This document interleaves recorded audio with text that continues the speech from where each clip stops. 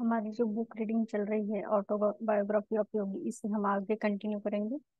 आज प्रकरण 9वां है, परमानंद मग्न भक्त और उनकी ईश्वर के साथ प्रेम लीला। छोटे महाशय बैठो, मैं अपनी जगन माता से वार्तालाप कर रहा हूँ। मैंने अत्यंत श्रद्धा के साथ कमरे में चुपचाप प्रवेश किया था। मास्टर महाशय के देवता सदृश रूप ने मुझे चकाचौंध कर दिया। श्वेत रेशम समान दाढ़ी और विशाल तेजस्वी नेत्रों से युक्त वे पवित्रता का साक्षात अवतार लग रहे थे। ऊपर की ओर उठा हुआ उनका चेहरा और जुड़े हुए हाथ देखकर मैं समझ गया कि उनके पास मेरे उस प्रथम आगमन ने उनकी अर्चना में बाधा डाली है। उस समय तक मुझे जितने धक्के लगे थे, उन सब से बढ़कर तीव्र धक्का उनके स्वागत पूर्ण सरल शब्दों से लगा। माँ की मृत्यु के कारण हुए विरह दुख को ही मैं ही दुख की पराकाष्ठा मान रहा था। अब तक अपनी जगन माता से विरह की भावना मेरी आत्मा को अवर्णनीय यातना देने लगी। विलाप करते हुए मैं जमीन पर गिर पड़ा। छोटे महाशय, शांत हो जाओ। संतवर को सहानुभूतिपूर्ण दुख हो रहा था। किसी अगाध समुद्र में सहायता असहाय छोड़ दिए गए मनुष्य की तरह अपने बचाव का एकमात्र उपाय जानकर मैंने उनके चरणों को कसकर पकड़ लिया। महात्मन, आप मध्यस्थता करें, जगन माता से पूछिए कि क्या मुझ पर उनकी कृपा दृष्टि होगी। इस प्रकार की मध्यस्थता का वचन सहज ही नहीं दे दिया जाता, अतः महात्मा चुप रहने पर बाध्य हो गए। मुझे समस्त शंकाओं से परे विश्वास हो गया था कि मास्टर महाशय वह जगन माता से घनिष्ठता के साथ वार्तालाप कर रहे थे। यह सोचकर मैं अत्यंत अपमानित अनुभव कर रहा था कि मेरी आंखें जगन माता को नहीं देख सकती थी, जिन्हें अभी तक समय भी उस संत की निर्मल दृष्टि निहार रही थी।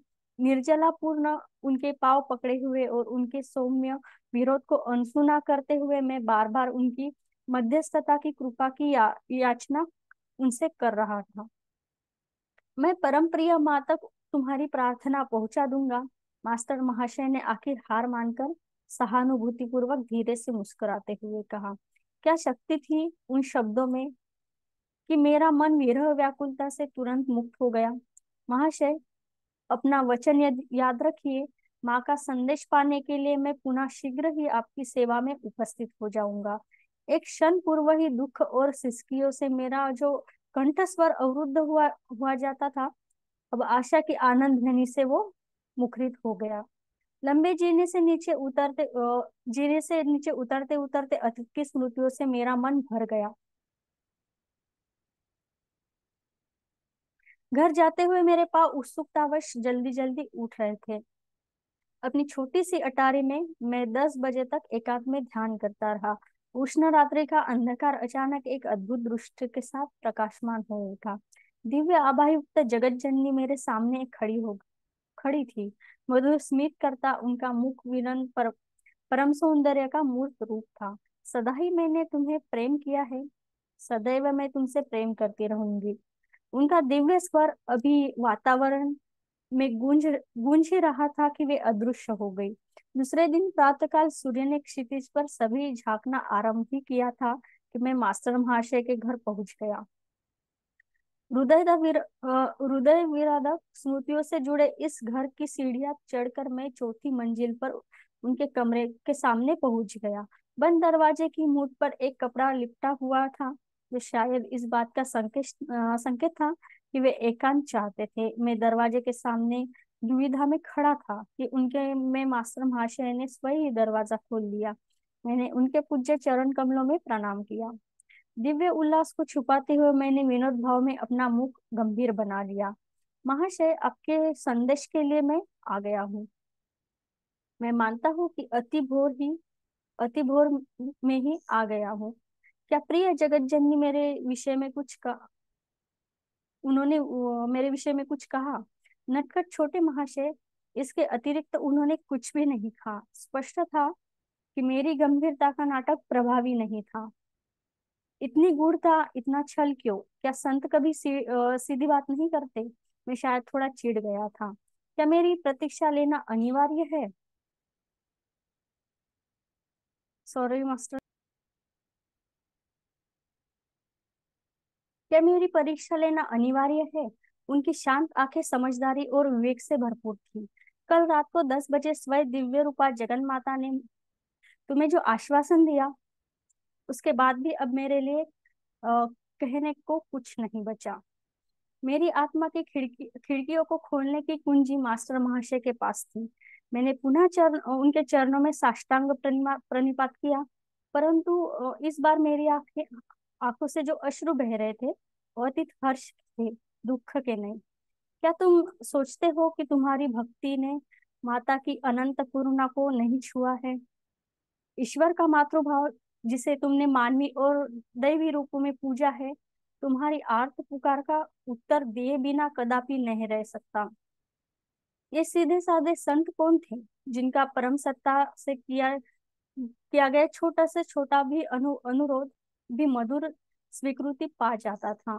इस संसार के जीवन में उनकी भूमिका अत्यंत साधारण थी, जो मेरी दृष्टि में विनम्रता के सर्वश्रेष्ठ व्यक्ति के अनुरूप थी। एम हर्ट स्ट्रीट के इस घर में मास्टर महाशय लड़कों के लिए एक छोटा सा हाई स्कूल चलाते थे। उनके मुंह से कभी डांट फटकार का कोई शब्द नहीं निकलता था। उनका अनुशासन किसी नियम या छड़ी की वजह से नहीं था। इन सादगीयुक्त कक्षाओं में सच्चा उच्चतम गणित सिखाया जाता था और प्रेम का रसायन शास्त्र जिसका पाठ्य पुस्तकों में कभी कोई उल्लेख भी नहीं मिल सकता। अगम्य प्रतीत होने वाले नीरस उपदेशों की अपेक्षा आध्यात्मिक संसर्ग के द्वारा ही वे अपने ज्ञान का प्रसार करते थे। जगत जननी के विशुद्ध प्रेम में वे इतने चूर रहते थे कि मान अपमान की बाह्य औपचारिकताओं की ओर उनका कोई भी ध्यान नहीं रहता था। मैं तुम्हारा गुरु नहीं हूँ, तुम्हारे गुरु थोड़े समय बाद आएंगे, उन्होंने मुझसे कहा। उनके मार्गदर्शन में प्रेम और भक्ति के रूप में तुम्हें मिली ईश्वर की अनुभूतियां उनके अगाध ज्ञान की अनुभूतियों में रूपांतरित हो जाएगी। प्रतिदिन दोपहर ढलते ढलते मैं एम हर्स्ट स्ट्रीट में उनके घर पहुंच जाता। मुझे मास्टर महाशय के उस दिव्य चषक की चाह रहती थी, जो इतना लबालब भरा हुआ था कि उसके बूंदे प्रतिदिन मेरे ऊपर छलकती थी। पहले कभी भी इतने भक्ति भाव से मैं नतमस्तक नहीं हुआ था। अब तो मास्टर महाशय के चरण स्पर्श से पुनीत हुई भूमि पर केवल चलने का अवसर मिलने को भी मैं अपना सौभाग्य मानने लगा। महाशय, कृपया इस चंपक माला को धारण कीजिए, मैंने यह खास आपके लिए बनाई है। एक दिन शाम को मैं अपनी पुष्पमाला हाथ में लिए उनके घर पहुंच गया, परंतु बार बार इस सम्मान को अस्वीकृत करते हुए वे संकोच से पीछे हट गए। मेरे दुख का अनुभव करते हुए अंततः उन्होंने मुस्कुराते हुए इसे स्वीकार कर लिया। क्योंकि हम दोनों ही माँ के भक्त हैं, इसलिए इस शरीर में वास करने वाली माँ के प्रति अपनी श्रद्धा के रूप में तुम वह माला इस देह मंदिर को पहना सकते हो। उनके विशाल स्वभाव में कहीं तनिक भी जगह नहीं थी कि अहंकार अपना पग जमा सके। कल हम मेरे गुरु के पास वे सदा के लिए धन्य हुए दक्षिणेश्वर के वे काली मंदिर चलेंगे। मास्टर महाशय ईसा सदृश गुरु श्री रामकृष्ण परमहंस के शिष्य थे। अगले दिन सुबह दक्षिणेश्वर तक की 4 मील की यात्रा हमने नाव से तय की। काली के 9 गुंबदों वाले मंदिर में हमने प्रवेश किया। यहाँ माँ काली और शिव की मूर्ति अति कौशल से निर्मित चांदी के चमत्कार सहस्त्रदल कमर पर विराजमान है। मास्टर महाशय आनंद से प्रफुल्लित हो उठे। वे अपने प्रियतम माँ के साथ अथक प्रेम लीला में मग्न थे। जैसे जैसे वे माँ का नाम जपते जा रहे थे, मेरा आनंदित मन मानो उस सहस्त्रदल कमल की तरह ही सहस्त्र धाराओं में फूट पड़ रहा था। कुछ देर बाद हम दोनों उस पुण्य भूमि में टहलते टहलते झाकुए झुरमुट में जाकर रुक गए। इस पेड़ की विशेषता स्वरूप इससे झरने वाला मधुर रस मानो मास्टर महाशय से झरते अमृत का प्रतीक था। उनका नाम जब चलता ही जा रहा था। झाऊ के गुलाबी परदार पुष्पों के बीच में घास पर सख्त निश्चल शरीर से बैठा रहा। उतने समय के लिए मैं शरीर को भूलकर दिव्य लोकों की यात्रा कर रहा था। इस संत के साथ हुई दक्षिणेश्वर की अनेक तीर्थ यात्राओं में यह प्रथम थी। मास्टर महाशय से ही मैंने ईश्वर के मातृत्व पक्ष या ईश्वरीय करुणा के माधुर्यों को जाना।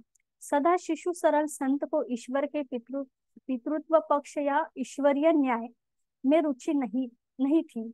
कठोर सटीक गणितीय निर्णय की कल्पना ही उनके कोमल स्वभाव के विपरीत थी। ये तो पृथ्वी पर स्वर्ग के साक्षात देवताओं के प्रतिरूप है। एक दिन उन्हें प्रार्थना करते देख मैंने मन में उनके प्रति प्रेम से भरकर विचार उठा। किसी प्रकार की निंदा, आलोचना या गुण दोष का विचार कभी उनके मन में नहीं उठा।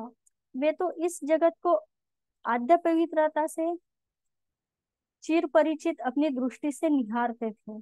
उनकी काया, वाणी, मन, कर्म सब कुछ उनकी आत्मा की सरलता के साथ सुसामंजस्य रखते थे। मेरे गुरुदेव ने मुझे यही बताया था। अपने हर उपदेश को किसी प्रकार के आग्रह या अधिकार वाणी के बिना किसी श्रद्धापूरी वाक्य के साथ वे समाप्त करते थे। श्री रामकृष्ण के साथ मास्टर महाशय की एकात्मता इतनी गहरी हो गई थी कि अपने किसी भी विचार को ये अब अपना अपना विचार नहीं मानते थे। एक दिन संध्या समय मास्टर महाशय और मैं एक दूसरे के हाथ थामे उनके स्कूल के पास वाले रास्ते पर चल रहे थे। मेरा आनंद फीका हो गया जब एक परिचित घमंडी व्यक्ति वहां आ पहुंचा। उसने अपने लंबे प्रवचन से हमें तंग कर दिया। मैं देख रहा हूँ कि तुम इस आदमी से प्रसन्न नहीं हो। मास्टर महाशय की मेरे कान में यह फुसफुसाहट अपनी ही बातों में मग्न इसी घमंडी को सुनाई नहीं दी। मैंने इस बारे में जगन माता को बता दिया है कि उन्हें उन्हें भी हमारी दुखद परिस्थिति का ज्ञान है।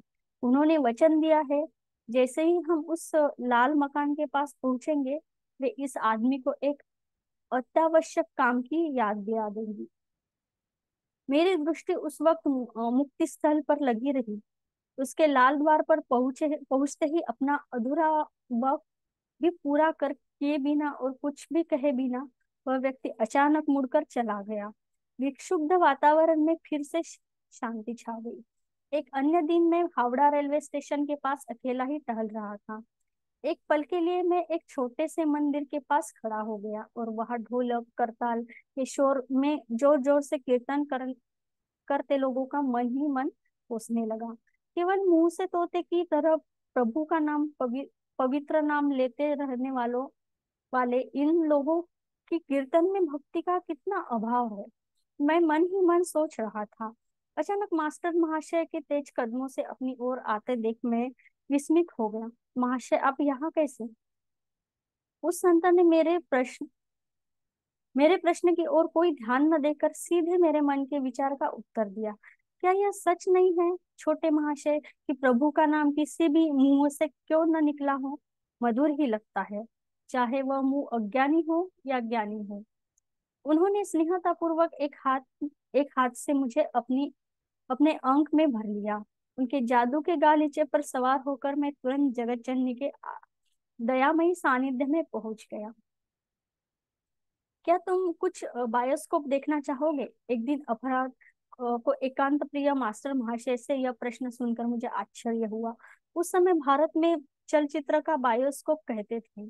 मैं सहमत हो गया। किसी भी कारण से क्यों न हो, उनके सानिध्य में रहने का आनंद मेरे लिए पर्याप्त था। द्रुत गति से चलते हुए थोड़ी ही देर में हम कोलकाता विश्वविद्यालय के सामने स्थित बगीचे में पहुंच गए। मास्टर महाशय ने जलकुंड के पास स्थित एक बेंच की ओर इशारा किया। यहाँ कुछ देर बैठते हैं। मेरे गुरुदेव ने मुझे बताया था कि जब भी कोई जलाशय दिखाई दे तो ध्यान करना चाहिए। यह यह शांत जल ईश्वर की विराट शांति का स्मरण कराता है। जिस जिस प्रकार जल में सभी वस्तुओं का प्रतिबिंब पड़ता है, उसी प्रकार संपूर्ण ब्रह्मांड विश्व चैतन्य में प्रतिबिंबित होता है। मेरे गुरुदेव प्राय यह कहते थे। थोड़ी देर बाद हम विश्वविद्यालय के एक कक्ष में गए जहाँ एक लेक्चर चल रहा था। बीच बीच में स्लाइड से चित्र भी दिखाए जा रहे थे, किंतु वह लेक्चर और स्लाइड शो दोनों ही समान रूप से अत्यंत नीरस थे। तो ये तो ये है वह बायोस्कोप जो मास्टर महाशय ने मुझे दिखाना चाहते थे। मैं अधीर हो उठा, परंतु चेहरे पर उकताहट का कोई भाव लाकर मैं मास्टर महाशय को दुखी नहीं करना चाहता था। इतने में वे चुपचाप मेरी ओर झुके। मैं देख रहा हूँ छोटे महाशय कि तुम्हें यह बायोस्कोप अच्छा नहीं लग रहा है। मैंने यह बात जगत जननी को बता दी है कि उन्हें भी हम दोनों से पूर्ण सहानुभूति है। उन्होंने मुझसे कहा है कि अभी बिजली की रोशनी बंद हो जाएगी और तब पुनः नहीं जलेगी। तब तक हम दोनों यहाँ से खिसक न ले। जैसे ही मेरे कान में चल रही उनकी यह फुसफुसाहट समाप्त हुई, कक्ष के अंधेरों में अंधेरा कक्ष में अंधेरा छा गया। अब तक ऊंची आवाज में जोर जोर से व्याख्यान दे रहे प्रोफेसर महाशय की वाणी विस्मय से एक पल के लिए रुक गई, और फिर उन्होंने कहा, इस कक्ष की विद्युत प्रणाली में कुछ गड़बड़ मालूम होती है। इतने समय में मास्टर महाशय और मैं उस कक्ष के द्वार से बाहर निकल चुके थे। बरामदे से मैं जाते हुए एक पलट कर पीछे देखा तो उस कक्ष में फिर से रोशनी हो गई थी। छोटे महाशय, उस बायोस्कोप से तुम निराश हो गए थे, परंतु मैं समझता हूँ कि तुम्हें एक दूसरा बायोस्कोप अवश्य पसंद आएगा। मास्टर महाशय और मैं विश्वविद्यालय भवन के सामने एक फुटपाथ पर खड़े हो गए। उन्होंने हृदय के स्थान पर मेरी छाती पर धीरे धीरे धीरे से थपकी दी। उसी के साथ मुझ पर एक अद्भुत निस्तब्धता छा गई, जैसे आधुनिक बोलपट टॉकीज। यदि ध्वनि ध्वनि यंत्र में कुछ खराबी आ जाए तो मुख चलचित बन जाते हैं, उसी प्रकार विधाता के हाथ ने किसी अगम्य चमत्कार के द्वारा जगत के सारे कोलाहल का गला घोट दिया। पदयात्री, ट्राम गाड़ियां, मोटर गाड़ी, बैलगाड़ियां, लोहे के चक्कों वाली घोड़ा गाड़ियां, सब बिना कोई आवाज किए इधर से उधर जा रहे थे। मैं अपने पीछे दाएं बाएं ये सभी दृश्य वैसे ही देख रहा था जैसे अपने सामने के दृश्य, मानो मेरी दृष्टि सर्वव्यापी हो गई हो। कोलकाता के उस छोटे से हिस्से की समस्त गतिविधियों का परिदृश्य मेरे सक्षम बिना कोई आवाज के चल रहा था। राख की पतली परत के नीचे नजर आने वाली अग्नि की दीक्षी के समान मध्य प्रभा सारे अदृश्य में व्याप्त थी। मेरा अपना शरीर उस परिदृश्य में विद्यमान अनेक अनेक परछाई से अधिक कुछ नहीं लग रहा था। फर्क सिर्फ इतना था कि मेरे शरीर की परछाई निश्चल थी, जबकि अन्य सभी परछाइयां बिना किसी आवाज के इधर से उधर जा रही थी। कई लड़के जो मेरे मित्र थे मेरी ओर आए और चले गए। यद्यपि उन्होंने मेरी ओर सीधे देखा, परंतु उसने पहचान का कोई संकेत तक नहीं था। इस अद्वितीय मुखनाट्य ने मुझे एक अवर्णनीय आनंद से विभोर कर दिया। मैं किसी आनंद के झरने से भी भरकर अमृतपान कर रहा था। अकस्मात मेरी छाती पुनः मास्टर महाशय का कोमल आघात हुआ। जगत का कर्ण कर्कश कोलाहल मेरी अनिच्छुक श्रवण इंद्रियों पर टूट पड़ा। मैं लड़खड़ाया, जैसे किसी ने अत्यंत नाजुक स्वप्न से निष्ठापूर्वक जगा दिया हो। वह दिव्य मदिरा मेरी पहुंच से बाहर हटा दी गई थी। छोटे छोटे मैं छोटे महाशय, मैं देख रहा हूँ यह दूसरा बायोस्कोप तुम्हें अच्छा लगा। वे मुस्कुरा रहे थे। मैं कृतज्ञतावश उनके सामने भूमि पर माथा टेकने के लिए झुकने लगा। अब तुम मेरे साथ यह नहीं कर सकते, उन्होंने कहा। तुम जान गए हो कि भगवान तुम्हारे देह मंदिर में ही स्थित है। मैं जगन माता को तुम्हारे हाथों के माध्यम से अपने चरणों को छूने नहीं दूंगा। यदि किसी ने सीधे साधे विनम्र मास्टर महाशय को और मुझे उस समय उस भीड़ भरे फुटपाथ से दूर देखा देखा होगा, तो उसे अवश्य ही संदेश हुआ होगा कि हम दोनों नशे में धुत थे। मुझे लग रहा था कि संध्या के प्रकाश की रंग बदलती छटाएं भी हमारी ही तरह ईश्वर के नशे में डूबी जा रही थी। तुच्छ शब्दों में उनकी महत्व कृपा का वर्णन करने का प्रयास करते हुए ये विचार मेरे मन में आए बिना नहीं रहता कि क्या मास्टर महाशय और अन्य संतजनों को जिनसे मैं मिला था उस समय यह ज्ञात होगा कि अनेक वर्षों उपरांत मैं एक पाश्चात्य देश में बैठकर उनके भगवत विरह से ओतप्रोत जीवन की गाथाएं लिखूंगा। उन्हें इसका पूर्व ज्ञान हो तो मुझे कोई आश्चर्य नहीं होगा। नहीं, मैं सोचता हूँ मेरे पाठकों को होगा, जो यहाँ तक के मेरे साथ आ रहे थे। सभी धर्मों के संतों ने ईश्वर को दिव्य प्रियतम मानकर उस सरल आधार पर ईश्वर साक्षात्कार को प्राप्त किया है। क्योंकि परब्रह्म निर्गुण और अचिंत्य है, इसलिए मानवीय विचार और आकांक्षा ने सदा ही उनके जगत माता का रूप दिया है। साकार, सगुण ईश्वर और निराकार निर्गुण भगवत गीता में किया गया है। परस्पर विरोधी विचारों का यह मिलाप हृदय और बुद्धि दोनों को ही संतुष्ट करता है। भक्ति और ज्ञान मूलतः एक ही है। प्रपत्ति ईश्वर के आश्रय लेना और शरणागति ईश्वरीय अनुकंपा के प्रति संपूर्ण समर्पण भाव वस्तुतः सर्वोच्च ज्ञान के पथ पर है। मास्टर महाशय एवं अन्य सभी संतों की विनम्रता इस बोध पर उपजती है कि वे पूर्णतः उस ईश्वर पर निर्भर है जो एकमात्र जीवितधार और एकमात्र विधाता है।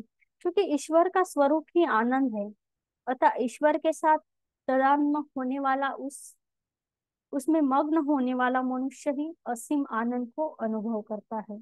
आनंद उन सब चीजों में सर्वप्रथम और सर्वोपरि है जिनके लिए आत्मा और इच्छा शक्ति तड़पती है। सभी युगों के संतों ने शिशु सुलभ भाव से जगन माता को प्राप्त कर लिया और उन्हीं सभी ने कहा कि उन्होंने सदा ही जगन माता को उनके साथ खेलते पाया। मास्टर महाशय के जीवन में महत्वपूर्ण और महत्वहीन अवसरों पर भी इस दिव्य खेल का अभिव्यक्तियां स्पष्ट हुई। ईश्वर की दृष्टि में कुछ छोटा या कुछ बड़ा नहीं होता। यदि छोटे से परमाणु को बनाने में ईश्वर अपनी अतिशय सूक्ष्म दर्शिता के औचित्य को न लगाया होता तो क्या आकाश, अभिजीत और स्वाति नक्षत्रों जैसी गौरवशाली रचनाओं को धारण कर पाता। महत्वपूर्ण और महत्वहीन का भेद प्रभु के लिए निश्चय ही अज्ञात है कि कहीं एक सुई के अभाव में मेरा पूरा ब्रह्मांड ही ध्रुव जाए। बस आज के लिए इतना ही। सभी का बहुत बहुत धन्यवाद। Thank you so much.